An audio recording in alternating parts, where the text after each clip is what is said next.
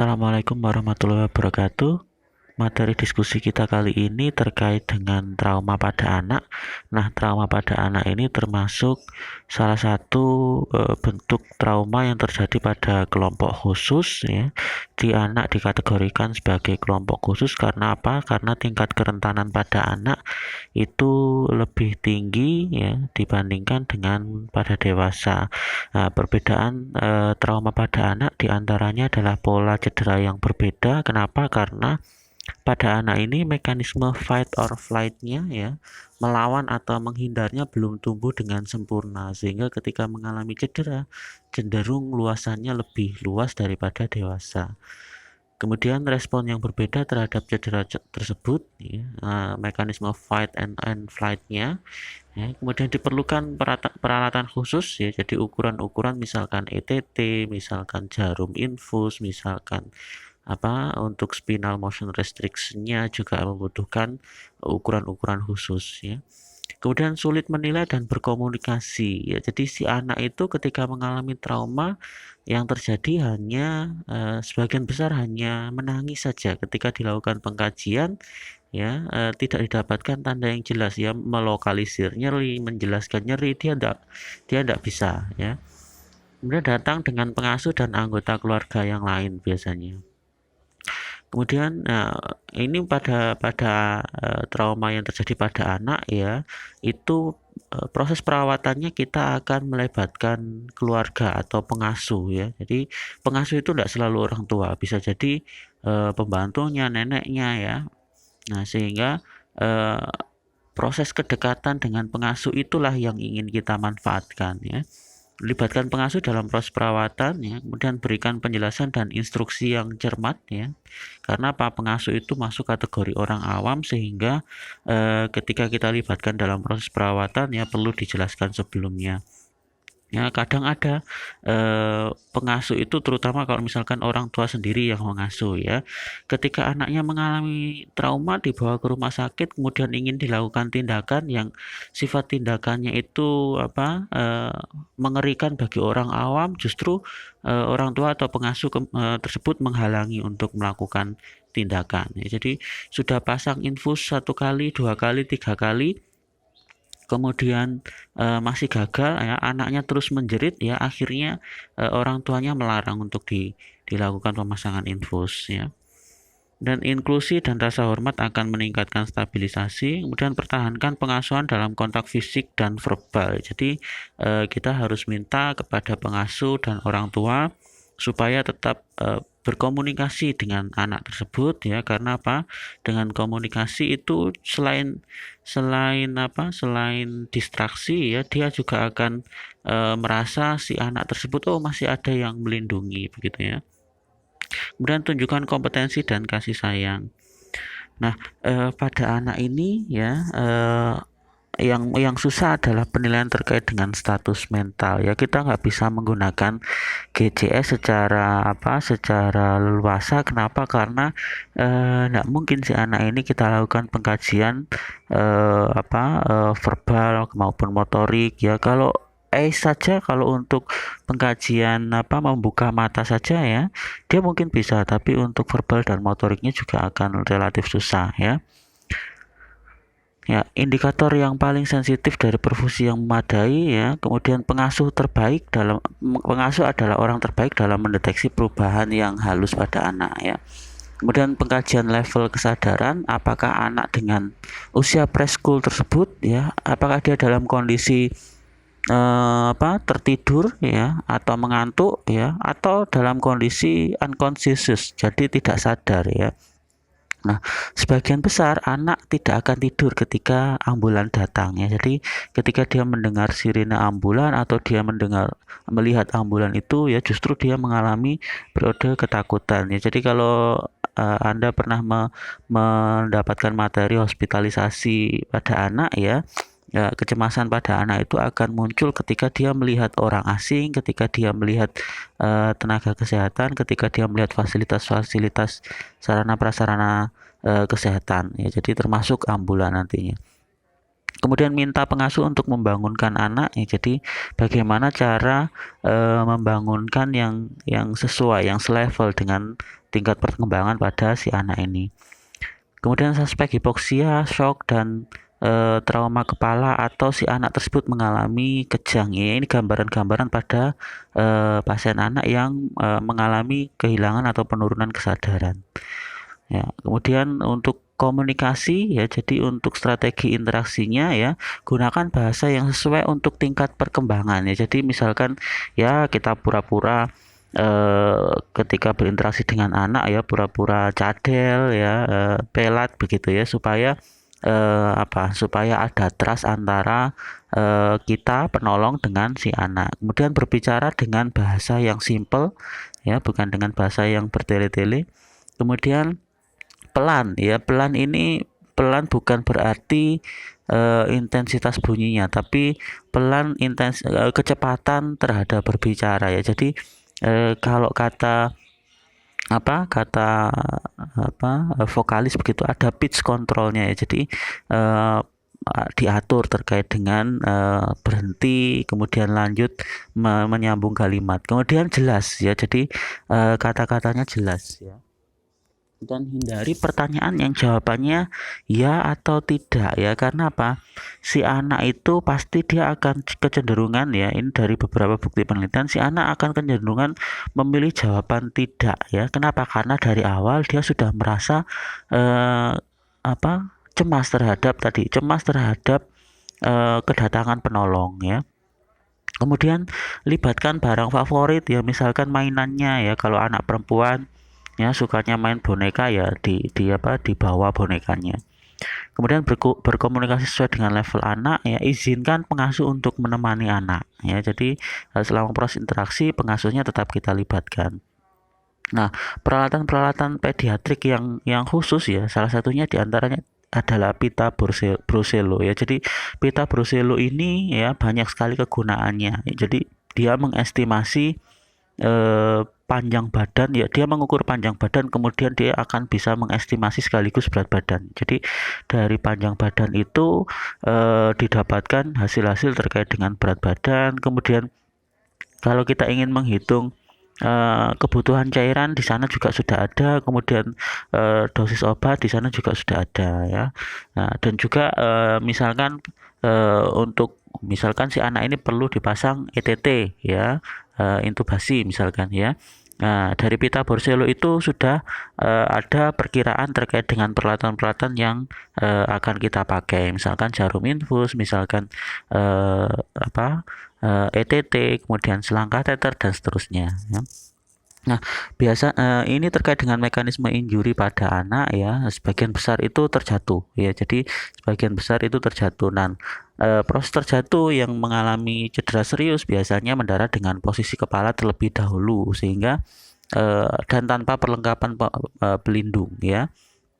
Kemudian kecelakaan bermotor ya. Jadi ada yang dikatakan sebagai seatbelt syndrome ya. Jadi pada anak itu seharusnya ketika dia naik ya, diajak naik mobil begitu ya, seharusnya ada seat khusus, bangku khusus ya, terutama yang usianya kurang dari 6 tahun ya. Jadi ada bangku khusus yang mana di bangku tersebut ya, seat beltnya ya tidak sama dengan dewasa. Kenapa? Karena kalau dia duduk di bangku dewasa, ketika dipasang seat belt ya, seat belt itu akan mengenai leher terutama ya. Nah, itu kalau terjadi trauma dia akan tercekik ya.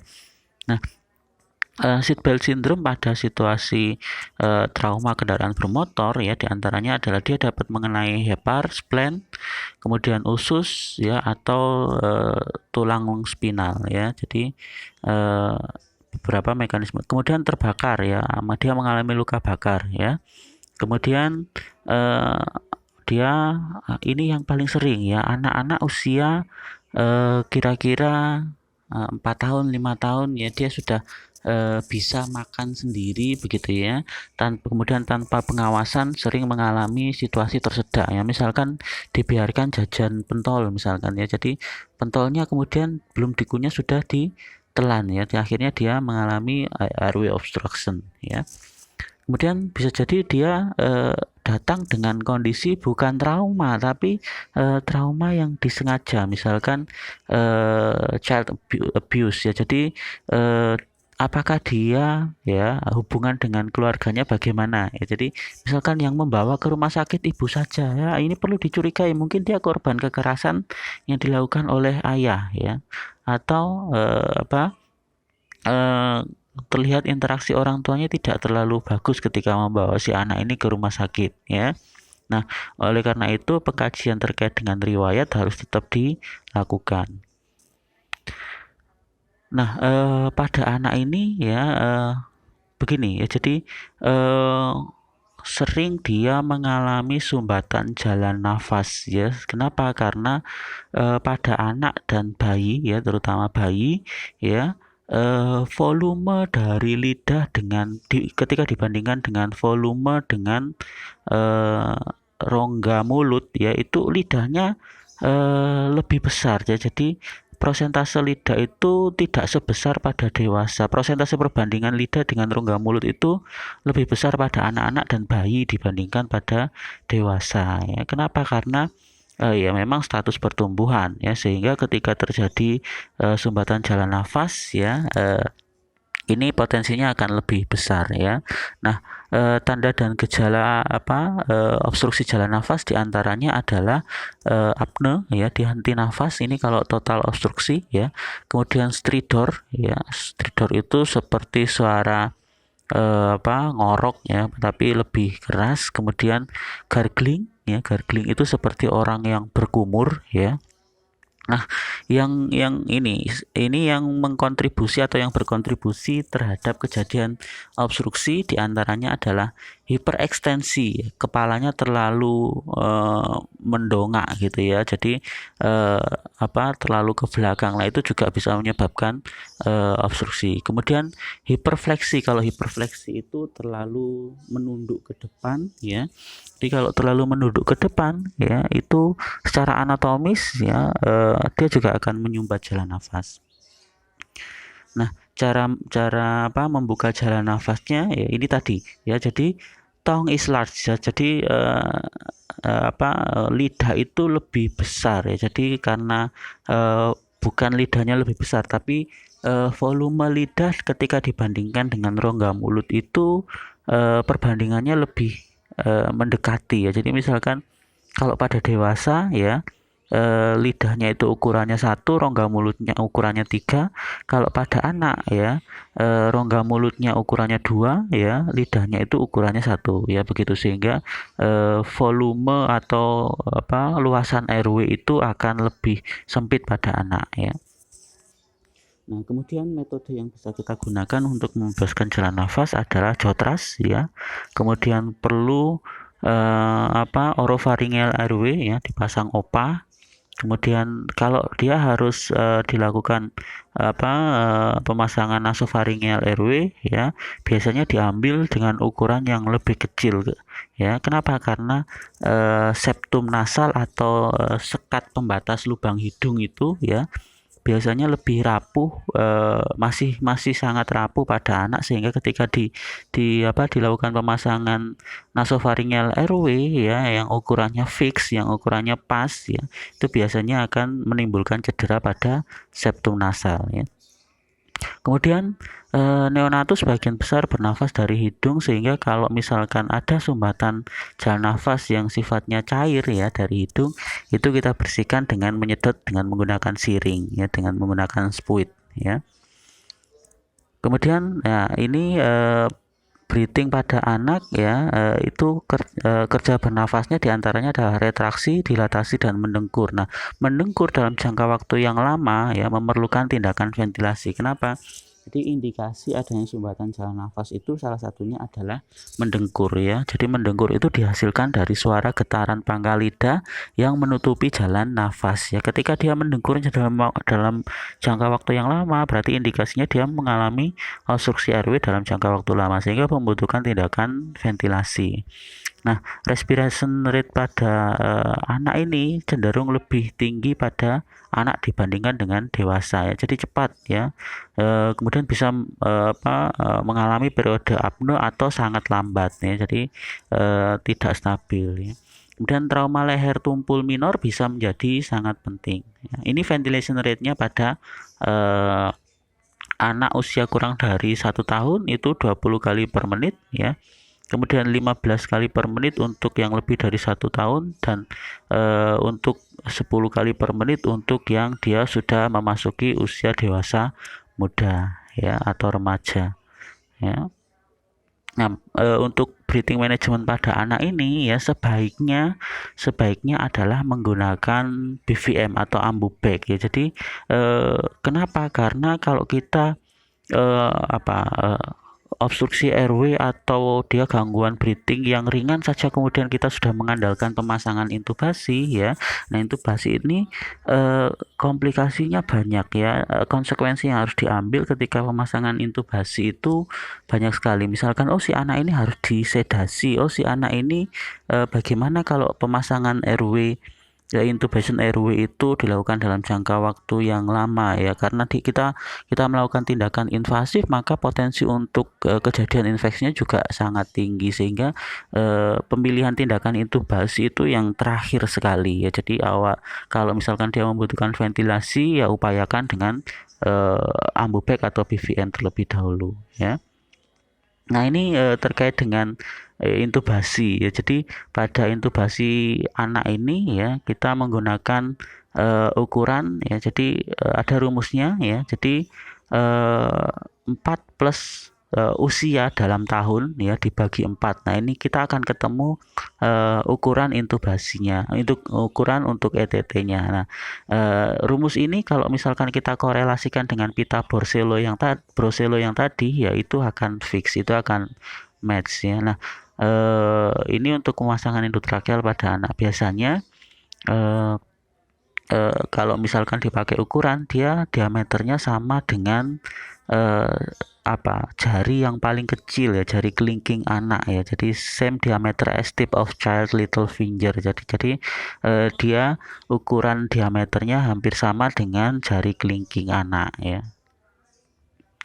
Nah, sirkulasi pada anak ya, ini nadi juga perlu diketahui bahasanya nadi pada anak itu lebih tinggi daripada frekuensi nadi pada anak lebih tinggi daripada dewasa ya. Jadi jangan heran nanti ketika mendapati nadi nadinya 120, nadinya 110 ya, itu memang baseline-nya segitu ya. Nah, ketika mengalami persisten takikardi atau takikardi yang menetap ya, dia merupakan indikator yang paling dapat diandalkan untuk menilai shock ya. Jadi nadi yang tinggi itu adalah indikasi bahwasanya shock itu sedang terjadi pada anak ya. Nah, biasanya shock yang awal itu sulit ditemukan ya. Jadi tanda-tanda itu biasanya tidak disadari begitu ya. Nah, persisten takikardi itu rate-nya lebih dari 130, biasanya shock pada semua usia kecuali neonatus ya. Neonatus itu frekuensi normalnya 140 kali per menit ya. Kemudian CRT memanjang dan ekstremitas yang dingin ya. Dan level kesadaran sirkulasi bisa jadi memburuk meskipun anaknya masih sadar ya. Jadi masih bisa diajak berkomunikasi tapi dia sudah menunjukkan gejala awal shock misalkan dengan peningkatan nadi ya. Kemudian tekanan darah yang rendah merupakan tanda yang terlambat untuk shock ya. Kita tidak pernah pakai untuk tekanan darah untuk mengindikasi shock. Kenapa? Karena dia mekanismenya sangat panjang ya. Jadi sebelum dihasilkan tekanan darah itu ada mekanisme renin-angiotensin, ada mekanisme pengaturan natrium dan lain sebagainya sampai dengan didapati tekanan darah. Tekanan darah itu kompensasi kalau blood flow-nya menurun ya, natriumnya ditahan supaya cairannya tertahan dalam tubuh dan seterusnya ya. Itu tekanan darah pada anak ya itu relatif lebih rendah ya. Jadi tekanan darah pada anak itu 80 mm Hg. Nah, ini kalau untuk sistolik ya. Jadi untuk sistolik kurang dari 80 mm Hg, kemudian untuk bayi sistoliknya kurang dari 70 mm Hg. Ini relatif rendah dibandingkan dengan dewasa ya. Nah, shock pada anak ini mekanisme kompensasi yang kuat bila mana kompensasi shock itu diketahui secara dini ya. Jadi secara awal sudah diketahui ya, gagal ketika terlambat ya. Kemudian pemberian cairannya rumusnya 20 ml per kilogram berat badan ya. Kalau bisa melalui akses intravena, kita berikan melalui akses intravena. Tapi kalau misalkan anak tersebut sudah terlanjur kolaps ya untuk vaskulernya, maka bisa juga kita pertimbangkan pemberiannya melalui intraoseus ya. Melakukan secara berkala pada ongoing exam ya. Nah, ini untuk kriteria hospitalisasi ya pada anak tersebut ya, kriteria load and go ya, bila mana terjadi sumbatan airway baik total maupun parsial, kemudian membutuhkan intervensi pembebasan jalan nafas bukan hanya dengan yang manual ya, jadi bukan hanya dengan Hetil chin lift atau jotras ya, tapi dia membutuhkan tindakan yang lebih lanjut. Kemudian terjadi stres pernafasan ya, nafasnya cepat ya, lebih dari 25 kali per menit ya, dalam jangka waktu ditunggu setelah 3 atau 5 menit ya, setelah tenang ya, dia tidak turun juga untuk respiration rate-nya ya, itu distress pernafasan. Kemudian terlihat ada tanda-tanda penggunaan otot bantu nafas, yaitu distress nafas. Dan shock ya, kemudian altered mental state ya, jadi perubahan status mental atau status kesadaran. Kemudian dilatasi pupil ya, atau kita dapati GCS-nya kurang dari 13 atau pediatric trauma score-nya kurang dari 8. Kemudian ya, mekanisme cedera yang dapat memprediksi keparahannya ya. Jadi ini beberapa mekanisme cedera yang kalau petugas atau perawat pre-hospital tersebut sudah melaporkan ya, maka di rumah sakit sudah harus waspada. Ini beberapa mekanisme cedera ya. Jadi jatuh dari ketinggian lebih dari 10 kaki. 10 kaki itu kira-kira 7 sampai dengan 8 meter, yaitu cukup tinggi untuk seorang anak ya. Jadi ketika dia jatuh ya dengan 10 kaki itu kira-kira 5 meter ya. Jadi satu kaki itu 20 cm ya, jadi ukurannya ya. Nah, ketika dia jatuh lebih dari 10 kaki ya, kemungkinan untuk terjadi cedera yang serius itu cukup tinggi. Kemudian tabrakan kendaraan bermotor ya, kalau mekanismenya tabrakan kendaraan bermotor ya, kemudian dilaporkan ada korban yang terlempar keluar dari dalam mobil ya, dan korban tersebut adalah anak, itu pasti mekanisme cederanya serius ya. Atau anak yang tertabrak mobil atau sepeda ketika dia berjalan kaki, itu juga serius juga ya. Jadi beberapa mekanisme cedera yang harus kita dapati ya. Kemudian fraktur pada lebih dari satu ekstremitas ya, jadi itu menandakan bahasanya tingkat keseriusan cederanya parah ya. Kemudian cedera yang signifikan pada lebih dari satu sistem organ ya. Dan luka bakar, kemudian pasca tenggelam, dan cedera kepala dengan penurunan kesadaran. Nah, kalau sudah seperti ini ya, kontak dengan rumah sakit harus dilakukan secepatnya ya. Nah, ini beberapa kondisi life threatening ya, atau ancaman kehidupan ya pada trauma kepala ya. Nah, pada trauma kepala khususnya, ini menjadi penyebab kematian paling sering ya. Jadi relatif paling tinggi untuk penyumbang kematian ya. Penurunan level kesadaran adalah petunjuk terbaik ya. Kemudian pemeriksaan pupil penting untuk dilakukan. Penanganannya pemberian oksigen aliran tinggi, kemudian hiperventilasi hanya pada sindrom cerebral herniation ya, seperti yang kemarin pada trauma kepala ya. Kemudian titrasi pemberian cairan sampai dengan tekanan darah sistolik ya pada anak tersebut mencapai 80, atau pada anak yang lebih tua itu kurang lebih 90 mm Hg. Kenapa kok ada target-target untuk sistoliknya ya? Kenapa? Karena ketika cairannya diberikan langsung dalam volume yang tinggi ya, cairan tersebut akan terdistribusi ke space intrakranial, sehingga potensi untuk terjadi peningkatan tekanan intrakranial juga akan cukup tinggi. Kemudian antisipasi kejadian aspirasi ya. Kemudian trauma dada, ini kondisi life threatening juga ya, apabila terjadi sindrom distres pernafasan. Jadi pada anak tersebut ya, tanda nafasnya sudah cepat, rate-nya, kemudian ada retraksi interkoste ya, ada penggunaan otot bantu nafas, cuping hidung, atau ditambah dengan gambaran zoonosis, ya itu sudah life threatening ya. Dan pneumotoraks atau tension pneumotoraks ini sulit untuk dikaji pada anak biasanya ya. Maka tindakan yang umum kita lakukan adalah needle thoracostomy.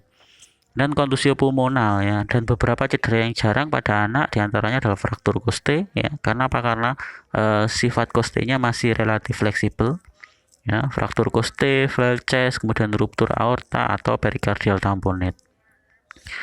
Oke, kemudian life threatening injury pada trauma abdomen ya, ruptur liver dan atau spleen ya. Ini biasanya penyebab kematian kedua ya. Kemudian perdarahan sering terkandung di dalam organ atau di rongga intraabdomen. Ya, sulit untuk didiagnostik ya, cedera yang parah dengan tanda yang minimal. Jadi pada intraabdomen tersebut di luar mungkin hanya kelihatan merah saja ya, kosong saja satu titik ya, tapi kita tidak tahu di intraabdomennya mungkin terjadi perdarahan intraabdomen yang masif ya. Antisipasi juga untuk kejadian aspirasi pada trauma abdomen. Kemudian spinal injury ya, ini biasanya jarang terjadi sebelum remaja karena tadi sifat dari spinalnya masih relatif fleksibel ya. Ini apabila terjadi kurang dari 9 tahun lebih sering cedera tulang servikal yang bagian atas, tapi kalau dia sudah lebih dari 9 tahun lebih sering kepada cedera servikal di bagian bawah ya.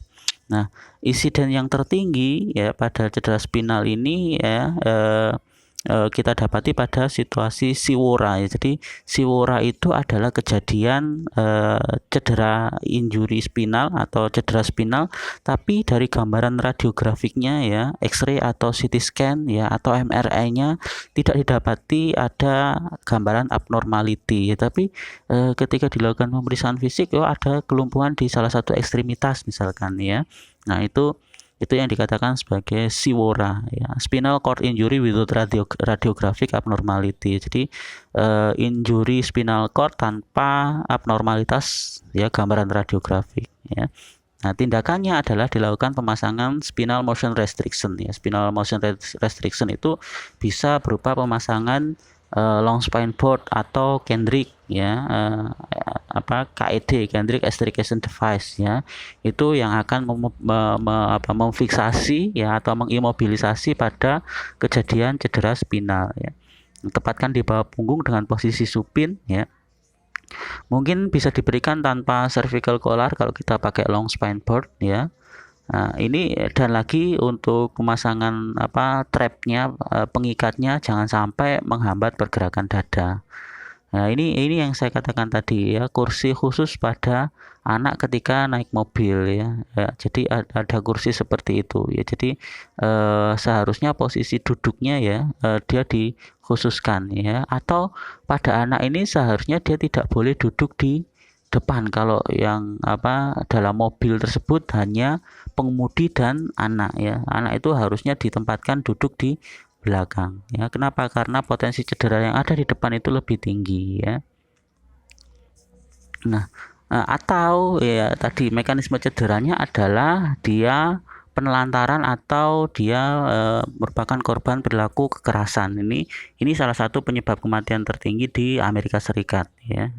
Yang harus kita waspadai adalah tanda-tanda tanda cederanya kok tidak wajar, seperti ada bekas jubitan, seperti ada luka bekas pukulan dan lain sebagainya. Itu harus kita konfirmasi. Kemudian transport jika dicurigai, kemudian kita juga perlu melakukan kontak dengan otoritas yang berwenang. Jadi panggil segera untuk melakukan visum dan lain sebagainya misalkan ya. Oke, itu sekilas tentang pemicu diskusi kita kali ini. Apabila ada pertanyaan bisa dilakukan di forum berikutnya. Terima kasih. Assalamualaikum warahmatullahi wabarakatuh.